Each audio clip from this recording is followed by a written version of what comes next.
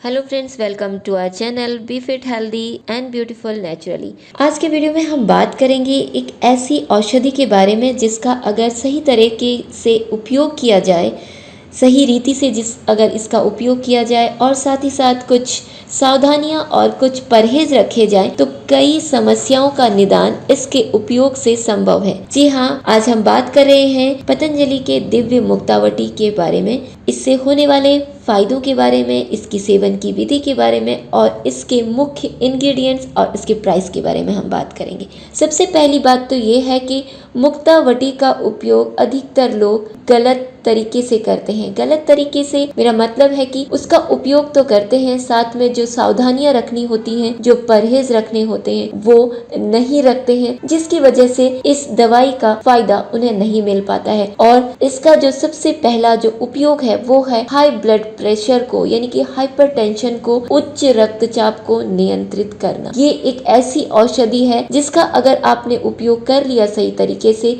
और सही सावधानियां रख ली, उसके साथ साथ कुछ योग और प्राणायाम कर लिया, तो आप जीवन भर के लिए उच्च रक्तचाप की समस्या से दूर हो सकते हैं, इससे मुक्ति पा सकते हैं। सबसे पहले ये जानेंगे कि इस समस्या से कैसे मुक्ति पाई जाए। तो सबसे पहले औषधि तो है, औषधि के साथ ही साथ कुछ सावधानियां और कुछ परहेज हैं जो आपको करने नितांत आवश्यक है। इसी के अगर आप ये सावधानियां या ये जो परहेज हैं, प्रिकॉशंस हैं, वो नहीं रखते हैं तो इस औषधि का कोई आपको विशेष लाभ मिलने वाला नहीं है। लेकिन अगर आप इन सावधानियों को रखते हैं, ये परहेज जो भी इस वीडियो में बताए जाएंगे वो करते हैं, तो निश्चित तौर पर आपको इसमें हर संभव जितने भी इसके फायदे हैं वो आपको प्राप्त होंगे। तो चलिए जानते हैं सबसे पहले आपको करना क्या है। उच्च रक्तचाप में सबसे पहला जो काम आपको करना है, इसकी मुक्तावटी के उपयोगिता की, फायदों की और सेवन की विधि और इसके घटकों के बारे में जानने से पहले सबसे पहले ये जानते हैं, अगर आपको हाइपरटेंशन की समस्या है,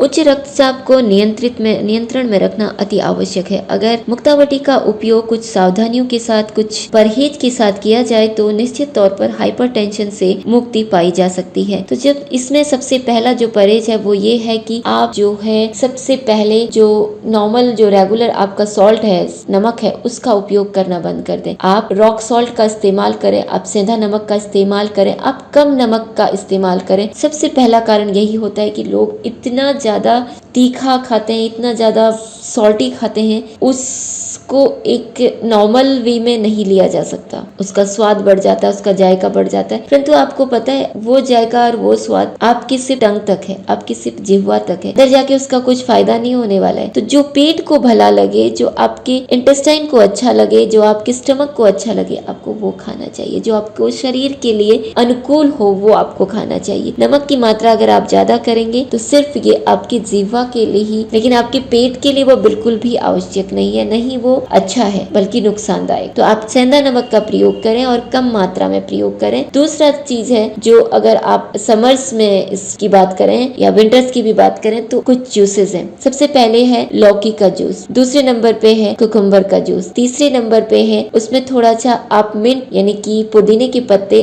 और आप अदरक डाल दें 1 इंच भर। इन सब के जूस को बना के अगर आप पियेंगे, उसमें थोड़ा सा पालक और धनिया पत्ता भी ऐड कर दें, निश्चित तौर पर आपका ब्लड प्रेशर कंट्रोल होने वाला है। लेकिन जब अगर आप हाइपरटेंशन में से परेशान हैं, ग्रस्त हैं, आपको हाई ब्लड प्रेशर है, तो आपको एक मॉनिटरिंग टूल अवश्य रखना चाहिए। ब्लड प्रेशर नापने की एक मशीन आती है जो कि डिजिटल आप ले सकते हैं। अगर आपको मैनुअली नापने में दिक्कत है, नहीं समस्याएं आती हैं क्योंकि वो बहुत इंस्टेंटली नहीं होता है, लेकिन आप उसको भी लिख सकते हैं, डिजिटल का भी इस्तेमाल कर सकते हैं। डिजिटल जो बीपी नापने की जो मशीन है, जो इंस्ट्रूमेंट है, वो आप अच्छी कंपनी की लें, किसी भी अच्छी कंपनी की लें, जो कि 2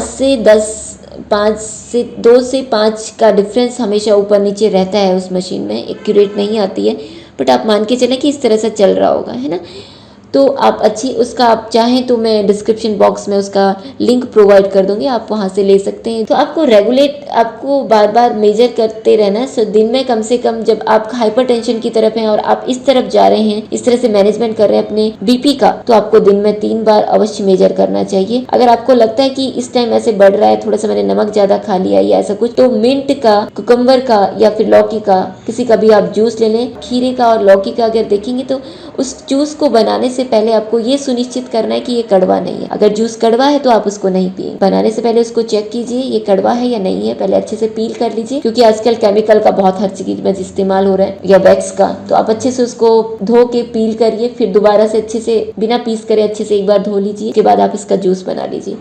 आप देखेंगे कि आपका कुछ ही दिनों में रेगुलेट हो गया। अभी कभी आपको दवाई खाने के बाद और उसके साथ आप सुबह शाम जो है खाली पेट मुक्तावटी का 1 मुक्तावटी की टैबलेट या 2 एज पर योर नीड ले सकते हैं, परंतु निश्चित तौर पे आपको बिना डॉक्टर की सलाह के बिल्कुल भी ये दवाई नहीं लेनी है। अगर आप हाइपरटेंशन में आपकी प्रॉब्लम है तो आप पहले वैद्य के पास जाएंगे, आयुर्वेदिक डॉक्टर से आप अपने आप को चेक करवाएंगे, उनसे प्रिस्क्रिप्शन लेंगे, उसके बाद ही आप इसका इस्तेमाल करेंगे। दूसरी चीज जो आपको करनी है, दूसरी बात का आपको जो ध्यान रखना है वो कि सुबह उठते ही आप नॉर्मल 1 ग्लास पानी अवश्य पिए। रूम टेम्परेचर में हो, सर्दियों के दिन में है तो आप उसको ल्यूक वार्म कर सकते हैं। जैसे ल्यूक वार्म वाटर, अगर आपका बहुत ज्यादा जिस दिन हाइपरटेंशन नहीं है, हाई ब्लड प्रेशर नहीं है, उन दिनों में आप नॉर्मल गुनगुने पानी का इस्तेमाल कर सकते हैं। अगर आपको हाइपरटेंशन की प्रॉब्लम है, किसी दिन जैसे बढ़ जाता है, आपने खान पान गड़बड़ कर दिया, उस दिन आप नॉर्मल पानी लेंगे। रूम टेम्परेचर में जो पानी है उस पानी का इस्तेमाल करेंगे, उस पानी को, उस जल का ग्रहण करेंगे आप सुबह सुबह खाली पेट। उसमें थोड़ा सा आप हनी भी मिला सकते हैं, उसमें आप थोड़ा सा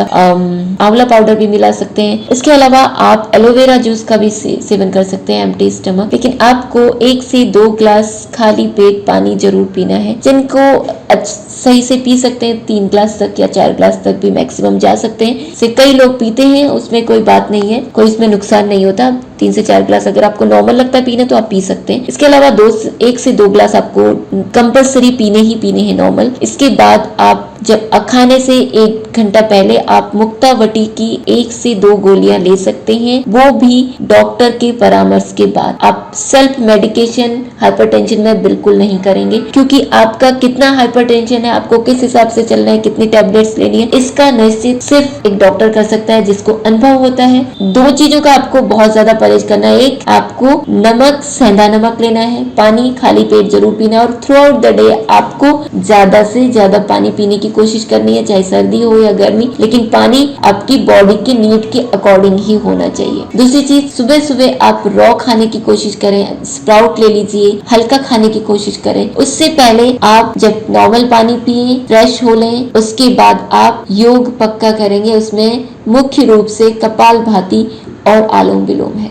क्योंकि कपालभाति और आलोम विलोम हर कोई जो तरह में पड़ा हुआ मरीज है वो भी कर सकता है। तो आपको ये करना ही करना है। सुबह शाम आधे घंटे से लेकर के 1 घंटा आपको योग को देना ही देना है। उसके अलावा आप फिर मुक्तावटी का सेवन करेंगे। खाने में नमक का इंटेक कब करना है, अगर आप इन चीजों का ध्यान रखते हैं तो निश्चित तौर पर मुक्तावटी की मदद से आपका बीपी कंट्रोल हो जाता है। अब हम बात करते हैं इसके घटक की, मुख्य इंग्रेडिएंट्स की। तो जो मुक्तावटी में जो मुख्य इंग्रेडिएंट्स हैं वो हैं गिलोय, जटामासी, शंखपुष्पी, ब्राह्मी, सर्पगंधा, पवाल पिष्टी, अश्वगंधा, मुक्ता पिष्टी, ज्योतिषमती, शंखपुष्पी, ब्राह्मी और गांजवा।